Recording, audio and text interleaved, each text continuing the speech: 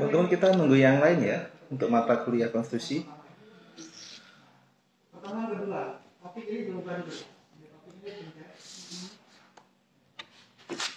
Halo Mas Polis, apa kabar? Ike Fitrian, wah bagus namanya. Polis, ayo ini ke Fakultas Syariah. Jangan lupa undang-undang kalau nikah.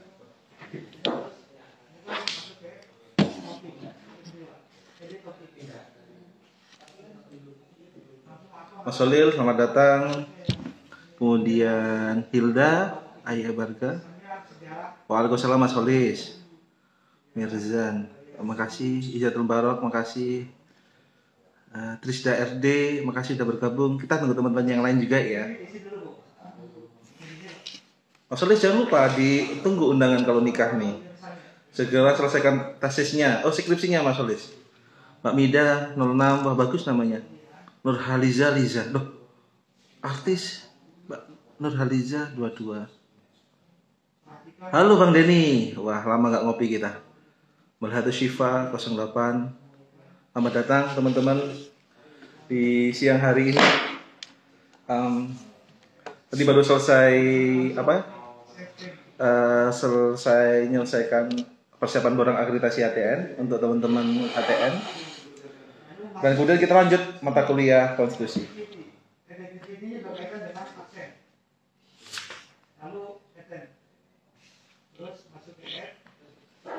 Dia Amalia, silahkan. Ntar ya, sambil saya siapkan teman-teman ya bukunya ya.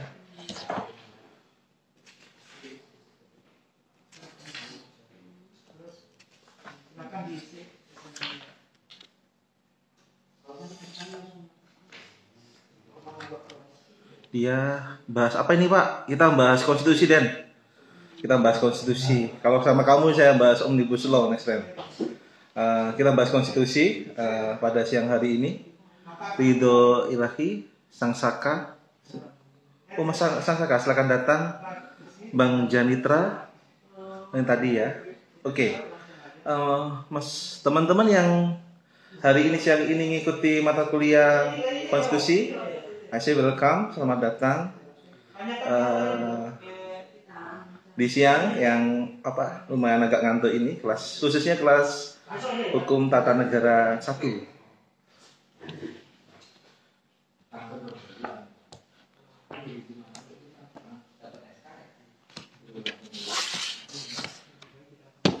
Assalamualaikum warahmatullahi wabarakatuh. Selamat datang teman-teman semua, Mas Altof. Tadi WA, mohon maaf gak bisa saya belas WA-nya Mas Altof karena saya langsung online di IG ini. Laptop saya mati. Tadi pagi saya sudah bahas konstitusi bersama kelas teman-teman HTN 2. Hari ini kita bahas di HTN 1. Nanti teman-teman juga bisa lihat videonya saya share via di Learning Management System YIN Jember teman-teman. Kita di hukum tata negara. Kalau kita bicara hukum tata negara itu, kalau ada bedanya teman-teman. Ada Mas Rizal selamat datang, Mbak Nurul selamat datang. Pakai apa nih? IG Live Pak. Ada. Teman-teman, jadi jadi seperti ini loh. Ada hukum tata negara, ada hukum administrasi negara teman-teman. Ada hukum tata negara, Mbak Izatul Mubarak selamat datang.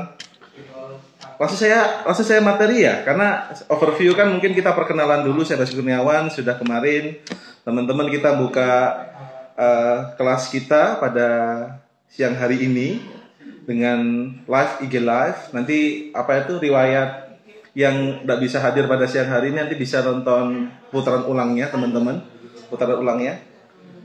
Jadi ada hukum tata negara, ada hukum administrasi negara. Saya gunakan IG live ini karena untuk lebih hemat data dibanding Zoom ya. Dibanding Zoom. Mbak Mida datang lagi. Oh Mbak Mida 06. Susi Indriani, Vanesip, selamat datang Mbak Vanes. Nanti jangan lupa ya teman-teman absen dulu di LMS. Saya udah setting selama 12 jam. Terus teman-teman set apa itu klik present. Jangan klik absen ya. Kalau absen maknanya Anda nggak hadir. Klik present, hadir maknanya gitu. Kemudian setelah klik present, teman-teman jangan lupa menjawab diskusi. Karena itu kita akan datanya teman-teman langsung masuk di data besar. Nanti akhir semester nanti saya bisa menilai kehadiran teman-teman gitu loh. Dan penilaian teman-teman murni dari LMS.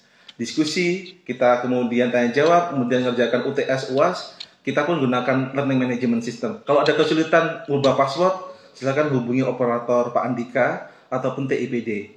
Saya pun hari ini ganti profil foto saya pun susah, nggak bisa saya. Tapi saya berusaha untuk untuk terus belajar di learning management system ini karena ini hal baru bagi saya teman-teman. Oke, kita langsung materi. Teman-teman, kalau teman-teman mahasiswa hukum tata negara, pasti teman-teman tahu perbedaannya antara hukum tata negara dan hukum administrasi negara. Ada hukum keluarga atau ahwal syariah, kemudian ada HES, hukum ekonomi syariah, ada hukum pidana Islam, kemudian ada hukum tata negara, teman-teman. Hukum tata negara itu meneliti negara dalam keadaan diam.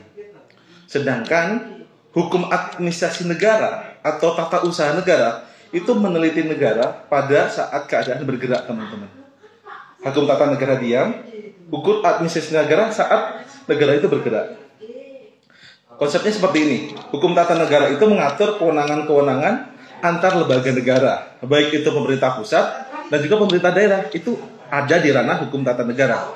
Namun kemudian manakala bupati, gubernur, presiden, DPR, DPRD menjalankan tugasnya dengan menerbitkan suatu aturan ataupun bisa disebut adalah keputusan tata usaha negara, itu masuk dalam ranah hukum administrasi negara. Namanya peradilan tata usaha negara. Peradilan tata usaha negara, teman-teman. Maka kita ada pidana, ada perdata Islam ya, ada militer, ada tata usaha negara. Ada lagi wewenang itu adalah konstitusi. Hukum tata negara ada namanya bagian adalah constitution atau konstitusi atau hukum yang tertinggi. Apa bedanya hukum tata negara sama konstitusi? Terletak pada hukum tata negara itu pada hukumnya, sedangkan konstitusi itu pada bentuk hukum yang tertingginya. Hukum yang tertinggi.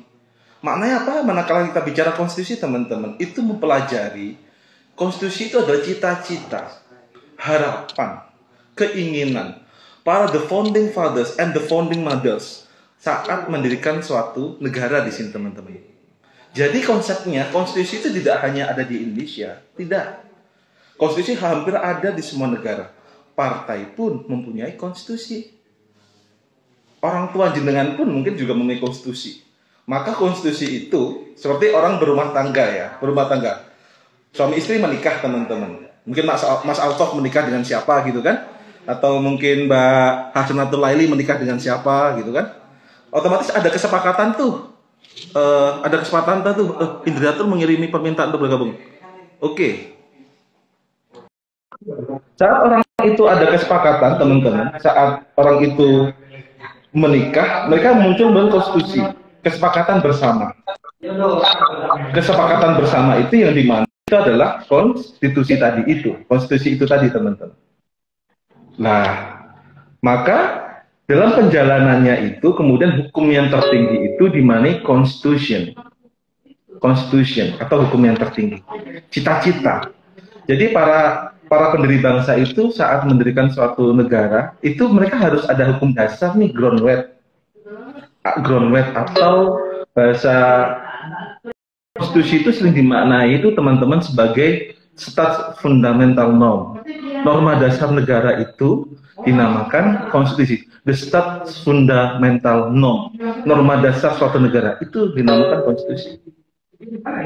Maka konstitusi itu harapan, keinginan yang tertulis dalam suatu peraturan.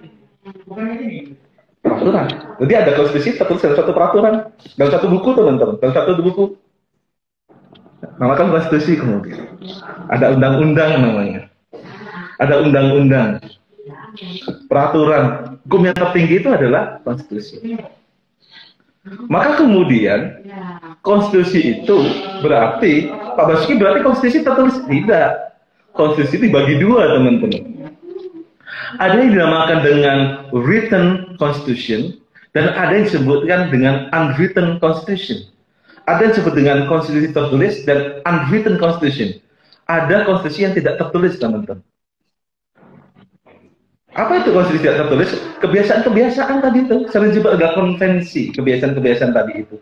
The status fundamental norm, norma dasar di suatu negara. Itu konstitusi. Groundwork atau sebutkan.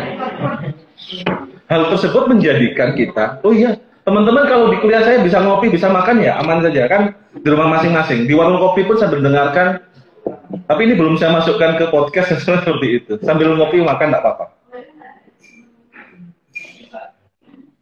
Maka setelah ada konstitusi tadi, teman-teman, itu kemudian diterapkan oleh masyarakat.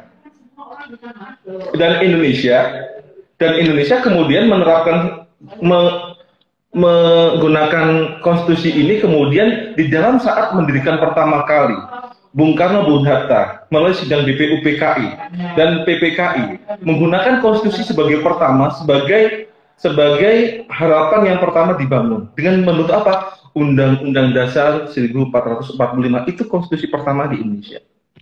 Dan semua negara pun saat mendirikan negara, ingat teman-teman, saat mendirikan negara ada 4. Pertama ada wilayah, udah ada rakyat, ketiga ada pemerintah, keempat kedaulatan itu, the sovereignty itu dimaknai adalah pengakuan dari negara lain. Setelah ini ada, maka dia harus membuat konstitusi, hukum yang tertinggi, groundwork norma dasarnya, teman-teman. Agar apa? Peraturan yang sudah dibentuk itu, peraturan yang sudah dibentuk kemudian itu diakuti oleh peraturan-peraturan yang lain. Maka Bung Karno kemudian sama Bung Hatta membuat Undang-Undang Dasar 1445 telah terbentuknya kemerdekaan 17 Agustus 1945. Membuat konstitusi itu. Setelah itu teman-teman, setelah konstitusi terbentuk kemudian diikuti aturan-aturan lain. Seperti adanya undang-undang tentang KNPI, Komite Nasional Pemerintah Indonesia itu KNPI, kemudian Komite Masalah Peraturan Daerah, terbentuk juga seperti itu. Hal itu kemudian teman-teman yang membentuk suatu negara tadi untuk menjadi lebih bagus dengan adanya konstitusi, kebiasaan-kebiasaan tata negara itu. Dan perjalanan Indonesia, dari Indonesia telah mengalami beberapa perubahan konstitusi, teman-teman. Pertama, pada tahun 1945 dibentuklah Undang-Undang Dasar 1945. Kemudian sampai 1949, teman-teman, dibentuklah Konstitusi Republik Indonesia Serikat. Konstitusi RIS di situ. Namun Konstitusi RIS ada, tapi tetap menjalankan Undang-Undang Dasar 1945. Dan itu kemudian itu berlaku cuma 1 tahun. Karena kok bisa ada perubahan konstitusi, teman-teman? Karena ada perubahan tata hukum tata negara. Yang kita itu kemudian awal mereka adanya berjalan dengan Belanda ingin menguasai, dibentuklah kemudian Republik Indonesia Serikat. Maka kalau dibentuk Republik Indonesia, sebelumnya Negara Kesatuan Republik Indonesia, kemudian ada Republik Indonesia Serikat, maka kemudian harusnya konstitusi pun dirubah. Maka dengan kesepakatan dengan Belanda dibentuklah kemudian yang namanya Konstitusi Republik Indonesia Serikat, walaupun itu cuma bertahan 1 tahun. Kok bisa 1 tahun, Pak Basuki? Karena tidak sesuai dengan culture bangsa Indonesia. Culture dengan bangsa Indonesia. Maka kemudian konstitusi RIS itu yang berlaku cuma 1 tahun diubah kembali menjadi Undang-Undang Dasar Sementara. UUDS 1950 sampai 1959. Maka dengan adanya UUDS yang perlu teman ketahui sejarah kita adalah Pak Karno sebelumnya sebagai presiden, cuma sebagai presiden, tapi yang menjalankan pemerintahan itu adalah Perdana Menteri. Berdasarkan apa? UUDS 1950 atau Undang-Undang Dasar Sementara 1950, teman-teman.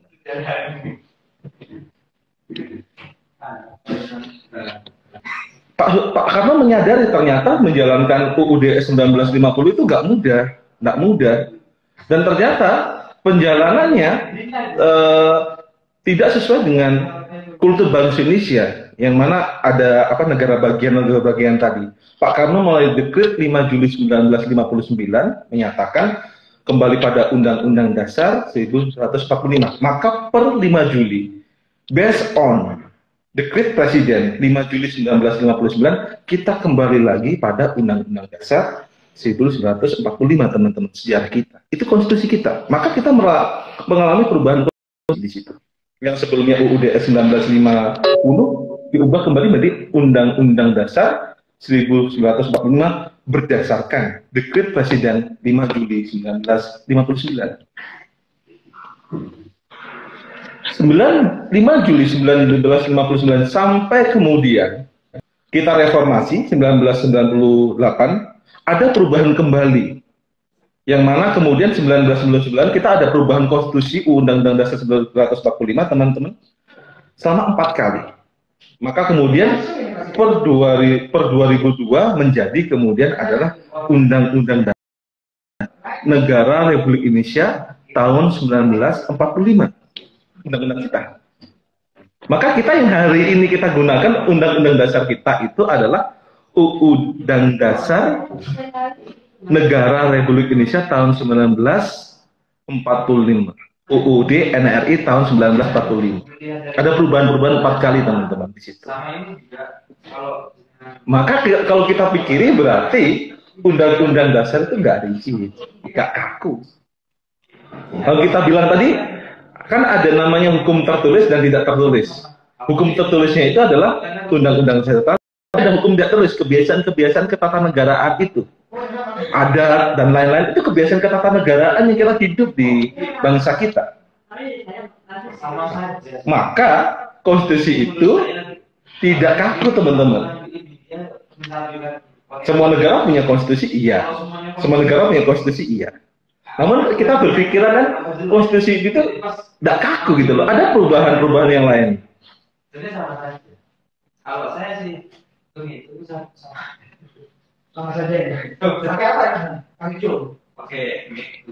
Teman-teman kalau bertanya bisa langsung langsung menyala nggak apa. Kalau mau bertanya, teman langsung bertanya, bisa teman-teman tulis pertanyaan di kolom komentar, ataupun teman-teman langsung join kayak Titin tadi itu kan mau join percakapan. Teman-teman bisa bisa tanya ataupun bisa join percakapan dengan saya untuk biar lebih seperti tatap muka gitu loh. Ya. Untuk buku silakan teman-teman buka apapun.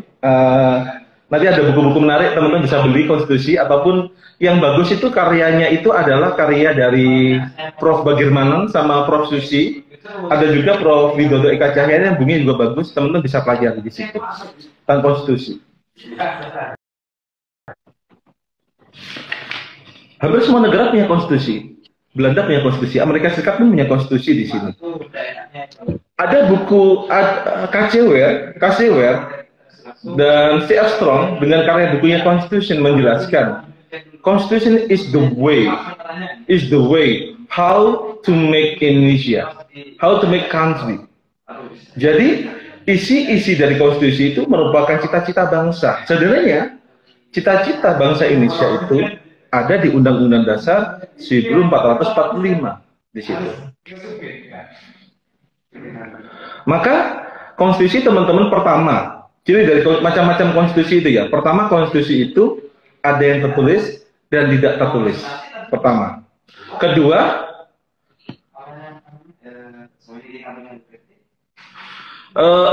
pertanyaan dari Mas Rashid Defendi ya. Berarti awal mula ada konstitusi itu dikarenakan oleh Belanda, Pak. Iya, namanya Grondwet.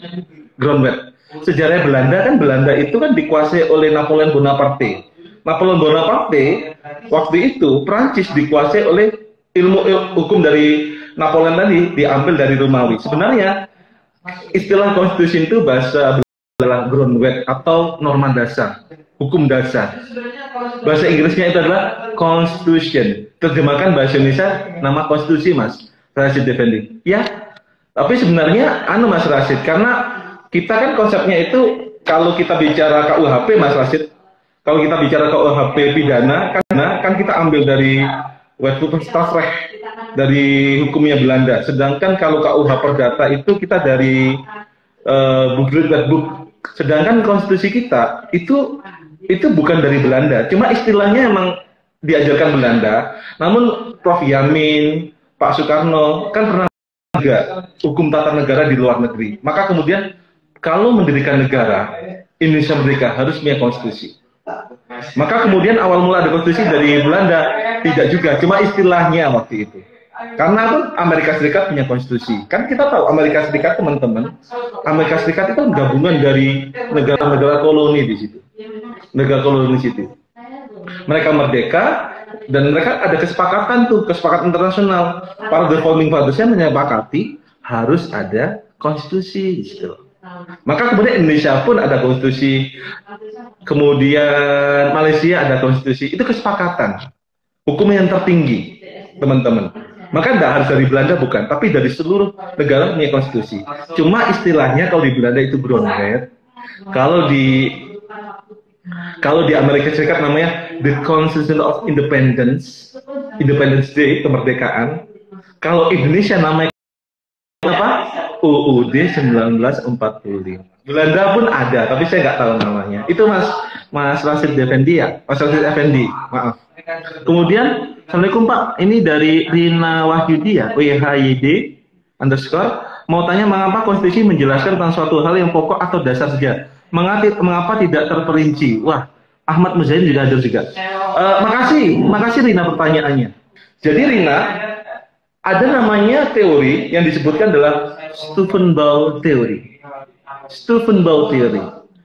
Steuvenbauer Theory itu, Rina, menjelaskan tentang apa? Hierarki perundang-undangan. Hierarki perundang-undangan, Rina, menjelaskan ada hukum yang tertinggi, seperti hierarki ini, Rina ya. Ada hukum yang tertinggi dan ada hukum yang terendah. Ada namanya hierarki perundang-undangan, Rina. Ada undang-undang tertinggi yang namanya itu adalah undang-undang dasar atau konstitusi. Ada undang-undang di bawahnya. Maka itu ada hierarki perundang-undangan. Teori perundang-undangan, Rina. Teori perundang-undangan, Rina. Bahwasanya undang-undang semakin ke atas itu semakin abstrak. Undang-undang peraturan semakin ke atas semakin abstrak. Semakin ke bawah itu semakin konkret atau jelas. Itu teori perundang-undangan, Rina. Maknanya apa, Rina? Berdasarkan Undang-Undang Nomor 12 Tahun 2011 tentang pembentukan peraturan perundang-undangan, Rina. Kita punya hierarki perundang-undangan, Rina. Pertama disebut adalah Undang-Undang Dasar 1945, Rina. Kedua itu adalah TAP MPR. Ketiga itu, Rina, itu adalah peraturan pemerintah pengganti undang-undang atau undang-undang. Ketiga itu yang menjelaskan undang-undang namanya peraturan pemerintah. Di bawah peraturan pemerintah, Rina, yang kelima itu ada Perpres, peraturan presiden. Setelah Perpres ada Perda provinsi. Kemudian bawahnya lagi di bawah Perda provinsi ada Perda kabupaten kota. Yang mana hierarki itu, Rina, undang-undang semakin ke atas semakin abstrak, semakin ke bawah semakin jelas. Maknanya, Rina, undang-undang yang di bawah tidak boleh bertentangan dengan undang-undang di atasnya, Rina. Maknanya apa, Rina? Kayak Perda kabupaten kota ya, Rina. Itu tidak boleh bertentangan. Normanya ya, materialnya, Rina, bertentangan dengan Perda provinsi. Kemudian Perda provinsi, Rina, tidak boleh bertentangan dengan peraturan presiden. Peraturan presiden tidak boleh bertentangan dengan apa, Rina? Peraturan pemerintah. Peraturan pemerintah tidak boleh bertentangan dengan apa, Rina? Undang-undang. Dan undang-undang tidak boleh bertentangan dengan TAP MPR sama undang-undang dasar. Itu menjadi contoh, teman-teman, yang mana undang-undang tidak terperinci. Undang-undang dasar memang abstrak. Yang menjelaskan siapa? Undang-undang dasar itu abstrak, Rina. Tapi teman-teman yang mengkonkretkan, yang menjelaskan itu adalah peraturan di bawah. Maka Undang-Undang Dasar pasal 28, Rina. 28 itu tentang hak asasi manusia. Yang menjelaskan siapa, Rina? Undang-Undang Nomor 39 Tahun 1999 tentang hak asasi manusia. Benar, hak asasi manusia dijelaskan kembali sama undang-undang di bawahnya melalui PP, Perpres, Perda. Maka kemudian ada Perda dilarang rokok karena bicara hak asasi manusia juga. Perda itu kan itu juga konsideransinya itu menimbangnya itu berdasarkan undang-undang di atasnya. Maka kalau teman-teman akui banyak undang-undang yang diuji ke Mahkamah Agung sama Mahkamah Konstitusi karena materialnya itu bertentangan dengan undang-undang di atasnya. Itu ya Rina ya, ada pertanyaan dari Rina itu. Kemudian dari Ahmad Uzain 12. Pak bertanya, apakah Konstitusi Indonesia itu bisa dirubah seperti amandemen Undang-Undang Dasar 45? Makasih Mas Uzain pertanyaannya. Konstitusi yang saya jelaskan itu konstitusi bisa fleksibel, bisa rigid, bisa fleksibel, bisa kaku. Namun prakteknya adalah kita pernah mengalami beberapa perubahan Mas Zain. Pertama UUD 1945 Mas Zain. Kemudian kita ada Konstitusi RIS. Setelah Konstitusi RIS kita ada namanya UUDS 1950. Kemudian kita kembali pada Undang-Undang Dasar 1945 berdasarkan Dekret Presiden 5 Juli 1959. Kemudian kita merubah kembali setelah reformasi dengan adanya kita sebutkan adalah Undang-Undang Dasar Negara Republik Indonesia tahun 1945, UUD NRI tahun 1945. Itu perubahan yang terbaru teman-teman. Maka Mas Zain, undang-undang itu bisa dirubah. Namun hari ini kan kemarin ada pendapat untuk mau merubah Undang-Undang Dasar. Orang-orang itu ada ketakutan tuh mau merubah Undang-Undang Dasar itu. Karena takutnya itu karena the way-nya, jiwanya ada di konstitusi. Takutnya kalau merubah akan merubah sendi-sendi negara yang lain. Maka sebenarnya konstitusi bisa dirubah sesuai kesepakatan dari DPR atau MPR. Yang membuat undang-undang itu adalah Undang-Undang Dasar adalah MPR kesepakatannya. Maka sebenarnya Undang-Undang Dasar itu juga produk politik, undang-undang juga produk politik. Produk politik. Maka kemudian undang-undang pun diuji di Mahkamah Konstitusi Mas Zain. Diuji di Mahkamah Konstitusi Mas Zain. Maka di Konstitusi Amerika Serikat itu mereka sudah berubah hampir 30 kali. Konstitusi Amerika Serikat dirubah 30 kali. Kayak kita, KUHP pidana tidak pernah dirubah kan? KUHP pun gagal. Sedangkan Wetboek van Strafrecht, KUHP pidana Belanda di Belanda sudah dirubah 10 kali. Maknanya itu depend on will politiknya setiap negara Mas Zain. Mas Muzayyin kalau jadi DPR, Mas Muzayyin juga bisa kok untuk mau kan berdoa kan Mas Muzayyin gitu kan juga doa. Siapa tahu ijabah Mas Muzayyin kan? Kalau Mas Muzayyin jadi anggota DPR atau MPR itu kan, atau jadi presiden mungkin bisa merubah konstitusi sesuai dengan kebutuhan. Sekali lagi, karena undang-undang produk politik teman-teman bisa diuji, tapi tergantung kebutuhan, situasi kondisinya, memungkinkan apa enggak. Kalau hari ini kita berubah undang-undang dasar, apa urgent apa enggak, itu yang perlu dipikirkan Mas Muzayyin. Itu Mas Muzayyin kalau ada feedback saya tunggu Mas Muzayyin ya. Dina via 99, wah bagus namanya. Dina mau bertanya Bapak, bagaimana dengan negara yang tidak memiliki konstitusi, lantas apa yang pengaruh tidak ada konstitusi dalam kehidupan negara tersebut? Gini Dina, negara itu Dina dibagi jadi sistem negara Dina dibagi menjadi dua Dina. Ada civil law system, ada common law system. Secara negara Dina ya, ada civil law system, ada common law system. Kalau civil law system, maka dia apa yang dikatakan undang-undang itu yang diikutkan. Sedangkan common law itu tumbuh dari kebutuhan masyarakat, tumbuh. Jadi dia nggak harus nunggu perubahan, nggak harus nunggu undang-undang dirubah. Kan kalau civil law itu seperti Indonesia, apa yang dikatakan undang-undang itu yang harus ditaati, Dina. Apa yang dikatakan undang-undang itu harus ditaati, Dina. Sedangkan common law system, Dina, dia tidak menunggu adanya perubahan undang-undang. Tapi yang menemukan itu siapa adalah hakim, sesuai dengan kebutuhan. Kayak di Inggris itu tidak ada konstitusi.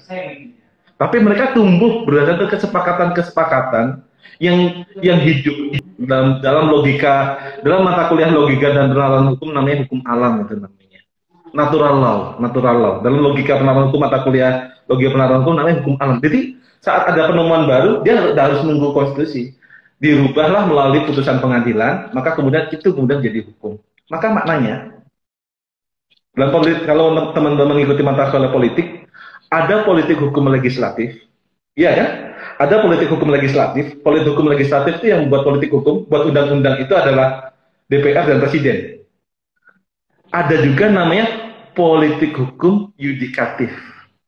Apa politik hukum yudikatif, teman-teman? Yang membuat undang-undang itu adalah MK. Karena kenapa? Karena Mahkamah Konstitusi itu putusannya final and binding. Maknanya apa? MK itu termasuk juga pembuat undang-undang. Nah, ini bisa jadi disertasi loh ini. Ini jadi disertasi bisa. Kalau mau siapa? Dina mau meneliti ini jadi skripsi juga menarik kok. Jadi MK itu Dina juga sebagai politik hukum yudikatif dia membuat undang-undang Dina. Maka pengaruh perubahan konstitusi itu, konstitusi ya kita kembali pada konstitusi, tergantung negaranya. Karena kultur dari negara tersebut teman-teman. Ada negara konstitusi, ada yang tidak. Tapi kebanyakan negara punya konstitusi, hukum yang tertinggi yang diikuti oleh masyarakat. Di Arab Saudi itu konstitusinya, kalau saya tidak salah ya, kalau saya salah tolong dikoreksi, itu adalah Al-Quran dan Al-Hadis. Al-Quran dan Al-Hadis. Itu Dina yang bisa saya jelaskan. Kalau Dina ada feedback, monggo. Itu ya, Dina ya. Kemudian ini ada Ike Friadul. Mau tanya Pak, jika suatu perjanjian internasional yang bertentangan dengan konstitusi negara, lalu apakah seluruh dunia juga mengatur sistem written unwritten constitution? Ike, gini Ike. Jadi gini Ike. Kita itu ada namanya hukum internasional Ike. Ada hukum internasional. Jadi hukum internasional Ike itu ada namanya perjanjian internasional. Perjanjian internasional IKE itu tidak bisa menjadi undang-undang kalau belum diratifikasi menjadi undang-undang. Harus diratifikasi terlebih dahulu. Contoh, Declaration of Human Rights IKE. Deklarasi hak asasi manusia IKE. Itu kan dari deklarasi Duham itu kemudian diratifikasi namanya. Diajukan ke DPR melalui proses legislasi, baru kemudian dia itu ada perubahan sedikit IKE, perubahan yang nggak penting-penting karena kan itu yang Declaration of Human Rights kesepakatan global internasional. Dan kemudian ada pembatasan IKE di situ, ada pembatasan pengurangan menjadi Undang-Undang 39 tahun 1990 tentang hak asasi manusia.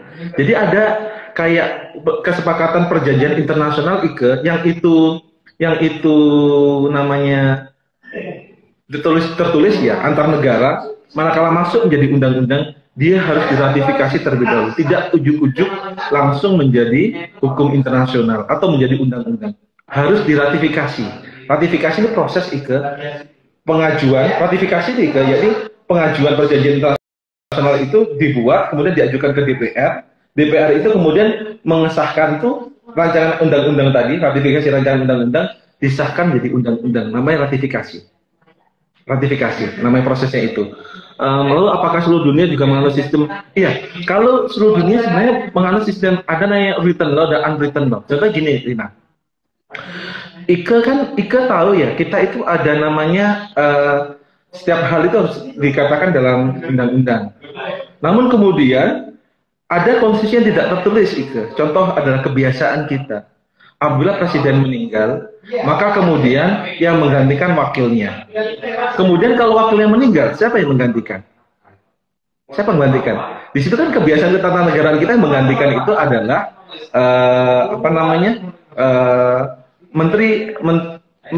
Menko-nya yang tertinggi di situ, Menko Polhukamnya. Maka hal tersebut Ika sebenarnya itu kebiasaan-kebiasaan yang belum tertulis gitu. Tapi hari ini kalau Ika tahu, hari ini segala hal sudah mulai ditulis untuk khawatirnya multitafsir. Karena orang-orang itu kita aja Ika, saya menafsirkan undang-undang dengan Ika dan Mas Alto pun bisa beda kita menafsirkan. Maka hal tersebut kita akui perlu adanya suatu hal yang membuat hal tersebut itu konstitusi menjadi disepakati bersama-sama. Dengan apa? Dengan cara ditulis. Written Constitution namanya. Itu Ike ya. Kalau Ike kurang paham bisa tanya saya lagi ya, Ike ya. Itu mungkin harus ada kalau perjanjian internasional Ike harus diratifikasi terlebih dahulu. Baru masuk ke meja legislatif, hal itu kemudian diajukan menjadi undang-undang. Kalau bertentangan dengan undang-undang bisa judicial review seperti itu. Mas Mujahid sudah memberi pengertian. Jika Mbak Rina, jika undang-undang produk politik berarti juga bisa dibeli, Pak.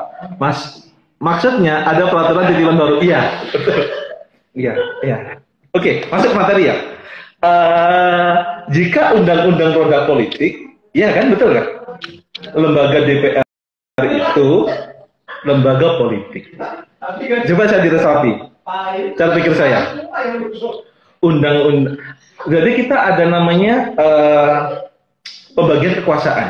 Ada eksekutif, ada legislatif, ada yudikatif, dan ada namanya the state auxiliary bodies, lembaga negara tambahan. Ada lembaga negara tambahan di situ. Yang tujuannya itu kayak KPK, kayak KPU, itu lembaga negara tambahan.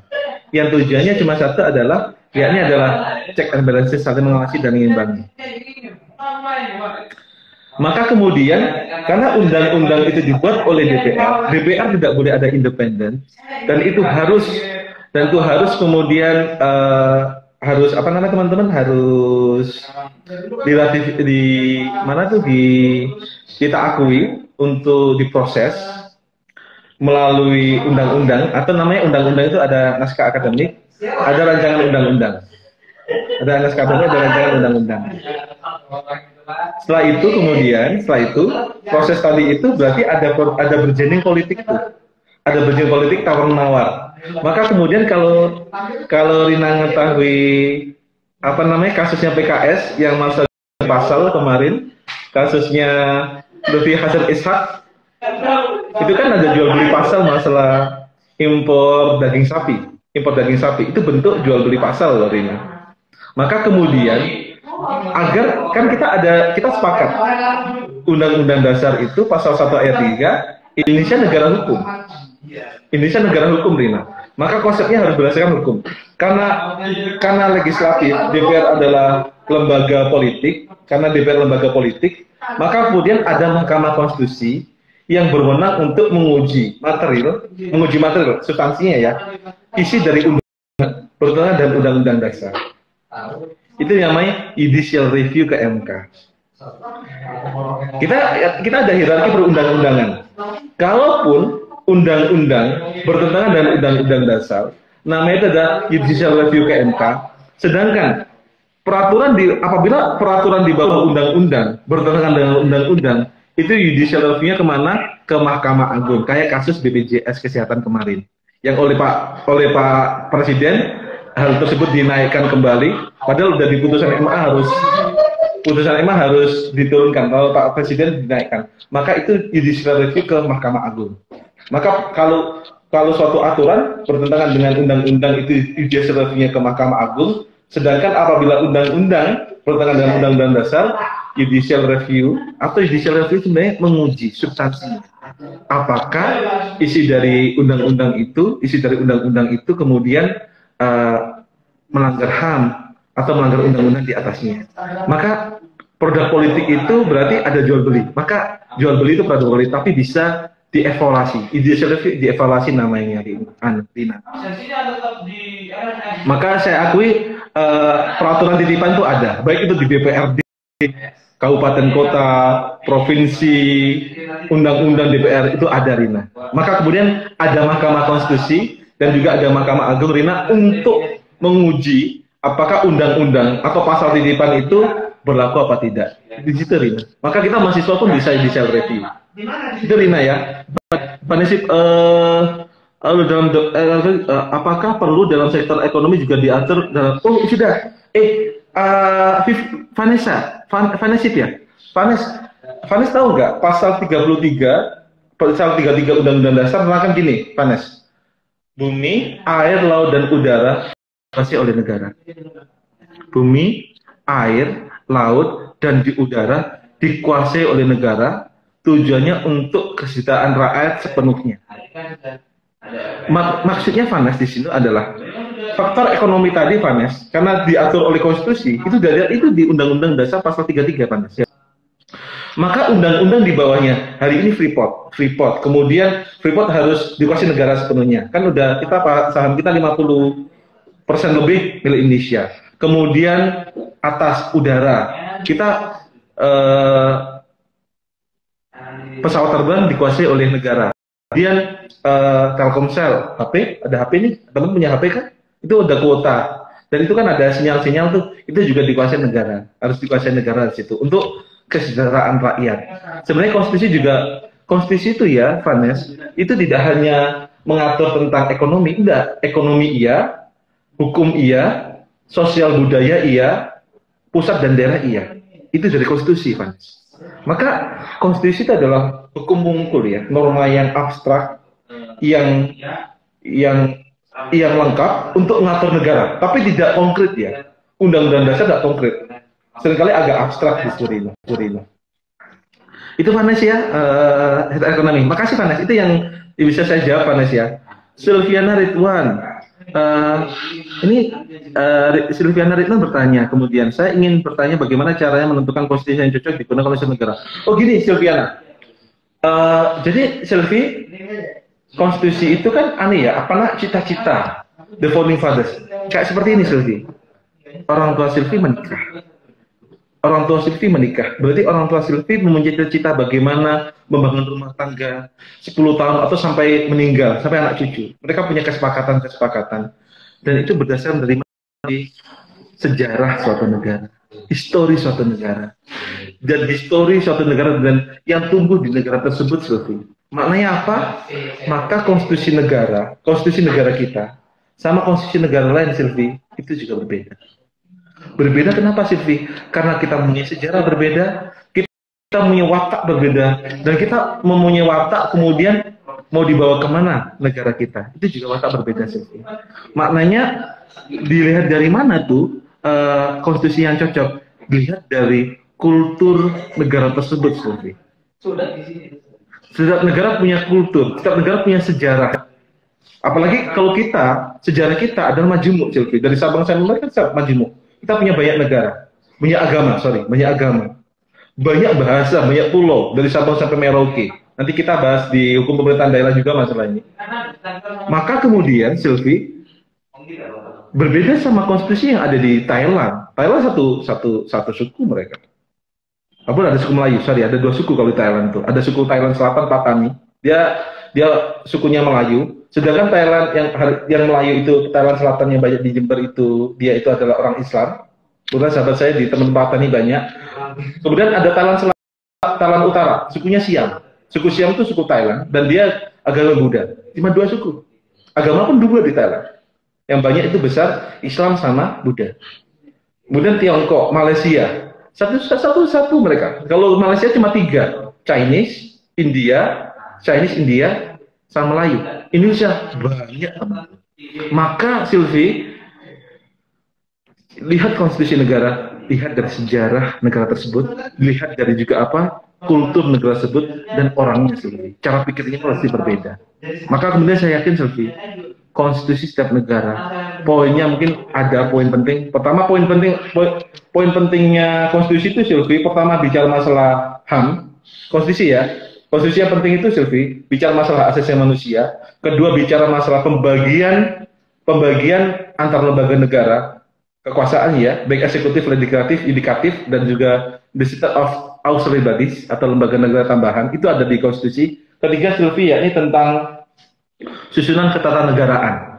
Itu inti dari konstitusi ada 3 itu Silvi. Namun Silvi, teman-teman yang lain yang mendengarkan materi saya ini, pelaksanaan di setiap negara disesuaikan dengan kultur yang ada di negara tersebut. Itu Silvi. Saya yakin pasti berbeda. Itu Silvi. Dina, oke. Mas Abdul Hamid. Ini kakak saya nih, Mas Prasetya Mujinegra juga ikut juga. Padahal udah lulus Mas Pras ini. Halo Pak Prasetya Mujinegra. Oke. Panisip, ini dari STN Ranti Hidayah. Ayah. Oh bagus namanya. Assalamualaikum Pak, izin bertanya, apabila salah satu konstitusi berubah, apakah semua konstitusi berubah Pak? Oh gini, namanya siapa ya? Jangan lupa ngisi, namanya bagus. Jangan lupa ngisi LMS ya. Jadi ada hierarki perundang-undangan, hierarki perundang-undang ada undang-undang dasar. Kalau gini kalaupun undang-undang dasar ini berubah berarti peraturan-peraturan di bawahnya juga berubah. Kok bisa berubah? Karena konsideransinya kan berdasarkan undang-undang dasar, Berarti kalau kita merubah undang-undang dasar, secara otomatis akan sedikit banyak ya merubah undang-undang yang ada di bawahnya. Maka seringkali kalau kita ada perubahan konstitusi itu, karena kita tahu konstitusi itu fleksibel, nggak rigid. Seringkali fleksibel, nggak rigid ya, nggak kaku ya. Maka kemudian dia tidak akan para perumus undang-undang tidak akan merubah undang-undang sepenuhnya. Cuma menambah sedikit demi sedikit apa yang perlu diubah sesuai dengan kultur zaman tersebut. Maka Hida kalau Hida temui di dalam pembahasan konstitusi ya Hida ya. Konstitusi tadi itu mereka tidak akan berubah konstitusi penuhnya. Contoh kita perubahan dari UUD 1945 dari tahun 19 mana itu 1959 berdasarkan 5 Juli dekret itu kan kita kembali pada Undang-Undang Dasar 1945 sampai Undang-Undang Dasar perubahan setelah reformasi 1999 kan itu mereka tidak berubah sepenuhnya, cuma menambah sedikit-sedikit apa yang perlu diubah. Karena saya yakin kok para the founding fathers and the founding mothers telah memikirkan secara detail. Yang kita tanyakan, apakah pembukaan Undang-Undang Dasar 1945 ada perubahan dari dulu sampai sekarang? Nggak ada. Nggak ada. Mungkin cuma pasal 33. Pasal 33 itu di Undang-Undang 45 itu sampai ayat 3, tapi berubah di ayat 4 sesuai dengan kesepakatan pasar waktu itu. Kan otomatis memang sih kalau kita lihat pasal 33 itu ada titipan politik lah, titipan politik ekonomi. Karena kita kan sistemnya kita kan kita juga Indonesia itu gini teman-teman, nggak ke sosialis, nggak ke kapitalis gitu kan. Dan dalam sistem kita kan ada sistem sosialis, kapitalis, ada demokrasi. Kalau kita teman-teman belajar demokrasi, ada sosialis itu dikembalikan pada negara. Kapitalis punya kapital, teman-teman yang punya modal. Kayak Tiongkok itu sosialis, tapi sosialis mereka ucapkan apa? Sosialis demokrasi. Kapitalis demokrasi di situ. Ada sosialis yang tertutup kayak Korea Utara, sosialis tertutup teman-teman. Namun Indonesia tidak menjorok ke sana. Indonesia nggak sosialis, kapitalis. Indonesia ada jiwa namanya the way of life-nya Indonesia adalah Pancasila. Maka kemudian teman-teman di sini Konstitusi Indonesia, Undang-Undang Dasar 1945 tidak boleh bertentangan dengan Pancasila, teman-teman. Jiwa kita ada di Pancasila. Maka Pancasila itu yang mendrive, yang membawa kita mau kemana ke Pancasila tadi. Sedangkan negara lain tidak punya Pancasila. Bisa cek teman-teman ya, negara lain. Saya udah cek, saya pernah ngomong-ngomong sama Prof. Prasid Eka Putra. Dia guru besar Thammasat University. I'm asking teman-teman, Prof. Prasid, do you have Pancasila in your country? And he said to me, Basuki, I'm so sorry, I don't have Pancasila in my country. Itu maknanya, my friends, just only Indonesia have Pancasila. Pancasila is the way of life in our country. Pancasila jiwa bangsa kita. Maknanya apa? Undang-undang dasar pun dilihat apakah bertentangan dengan Pancasila atau tidak. Maka layak kemudian RUU HIP itu kemudian banyak orang yang mendemo. Karena pasal 7-nya itu ingin meremas dari Pancasila menjadi Ekasila, dari Ekasila menjadi gotong royong. Yang maknanya itu gotong royong itu agama dilebur jadi gotong royong. Maka bangsa Indonesia banyak menolak tentang itu, teman-teman. Disadari karena Pancasila itu ya udah, Pancasila ya 5 sila itu nggak bisa diremas-remas kembali. Itu ya, karena kembali itu ya, apa namanya? Hida yang bisa saya jelaskan tentang perubahan konstitusi ya. Perubahan konstitusi bisa kembali pada will politik dari setiap pimpinan. Tapi nggak mudah Hida. Merubah konstitusi itu nggak mudah karena akan berubah banyak hal. Maka yang berubah sering sedikit sesuai dengan perubahan Hida. Kalau Hida nanti ngikuti ya. Itu Hida. Mida bertanya Pak, bagaimana jika kebijakan atau peraturan dibuat oleh pemerintah daerah melanggar kebijakan konstitusi? Oke, Mida. Mida orang mana? Orang Jember apa orang kabupaten lain, Mida? Kalau Mida orang Jember kemarin tuh saya lagi nyiapkan materi ya teman-teman ya. Saya tadi mau ngajar mata kuliah hukum Pemda ini, pemerintahan daerah. Kebetulan Undang-Undang 23 tahun 2014. Nah kemarin di Kabupaten Jember rame-rame tentang pemakzulan bupati ya. Coba saya telisik, teman-teman bisa cek di YouTube saya. Ya cuma ngobrol-ngobrol biasa aja teman-teman seperti itu. Tapi kalau kita lihat, apabila peraturan daerah itu bertentangan dengan undang-undang, bukan aneh ya, peraturan daerah kalau diuji dengan konstitusi nggak bisa Hida. Dia harus Hida, Mida. Perda kabupaten Mida bertentangan dengan undang-undang di atasnya.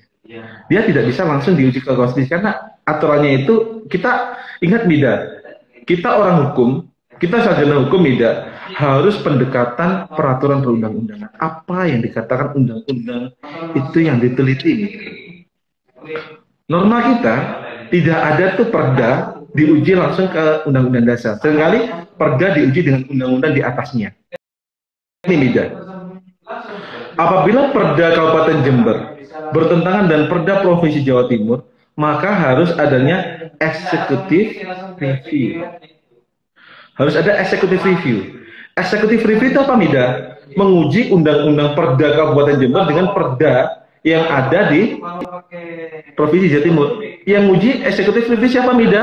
Itu yang uji itu adalah gubernur, Mida. Baru setelah executive review, Mida, ngajukannya kemudian judicial review ke Mahkamah Agung, Mida. Maka orang tidak bisa langsung menguji judicial review ke MK, dia harus proses dulu executive review. Jadi review itu ada tiga. Pertama adalah judicial review (JR), ada namanya legislative review, menguji melalui DPR atau DPRD kabupaten provinsi. Keempat adalah executive review, yang menguji siapa? Kemudian menguji adalah pimpinan yang di atasnya. Namun Pak Jokowi kemarin kan, Pak Jokowi itu ada kasusnya perda itu yang bertentangan dengan undang-undang, langsung hapus oleh Mendagri. Karena itu bentuk apa pengujian undang-undang di bawahnya, itu Mida ya. Itu Pemda ya. Itu Mida yang bisa dijelaskan. Mida mungkin ada pertanyaan, Mas Aziz. Saya balas lambe juga ya. Assalamualaikum, boleh ikut gabung Pak? Silakan Mas Aziz. Rizal Hidayatullah. Assalamualaikum Pak, maaf izin bertanya, jika suatu konstitusi, suatu negara dapat dihegemoni oleh perjanjian internasional, maka di mana sebenarnya letak kedaulatan suatu negara seperti HAM tadi? Oke, makasih. Jadi Mas Rizal, saya makasih ya pertanyaannya. Kita ada namanya mata kuliah hukum internasional, itu nanti Mas Rizal coba buka bukunya Yuda Bakti, dia profesor di Pajajaran. Kita bicara the sovereignty. Mas Rizal. Sovereignty merupakan bentuk wujud kedaulatan suatu negara, Mas Rizal. Namanya sovereignty. Karena kita memiliki kedaulatan, maka negara lain tidak bisa ikut campur kedaulatan negara kita. Contoh seperti ini. Mas Rizal punya keluarga tuh. Saya ikut campur urusan rumah tangga Mas Rizal sama istri ataupun orang tua Mas Rizal. Nggak bisa. Karena setiap keluarga memiliki kedaulatan dan keluarga lain tidak bisa ikut campur. Sama halnya kita bicara sovereignty negara Indonesia, Mas Rizal, perjanjian internasional tidak bisa merubah sepenuhnya undang-undang. Dia harus diratifikasi terlebih dahulu, perjanjian internasional tadi. Apakah sesuai tidak dengan kultur Indonesia, baru kemudian menjadi undang-undang. Maknanya apa, Mas Rizal? Kata-kata demokrasi itu setiap negara berbeda-beda. Ya, Arab Saudi demokrasi. Tiongkok demokrasi. Indonesia demokrasi. Apa yang bentuk itu adalah kultur negara. Indonesia demo bisa ya. Vietnam tak bisa. Silakan demo, masuk penjara kamu. Thailand, kamu masuk Thailand ya, Mas Rizal. Memaki-maki raja, masuk penjara 10 tahun. Indonesia masih aman mungkin. Apa yang menyebabkan itu? Kultur demokrasi pun, Mas Rizal, setiap negara itu berbeda-beda, Mas Rizal. Kultur negara berbeda-beda. Demokrasi masuk negara lain sama negara lain berbeda. Sama halnya, kita bicara DUHAM, Declaration of Human Rights, bicara deklarasi hak asasi manusia. HAM di Indonesia, HAM di Thailand, HAM di Tiongkok itu juga berbeda. Waktu itu ada teman dari Thailand ngomong sama saya, Mas Yuki, why?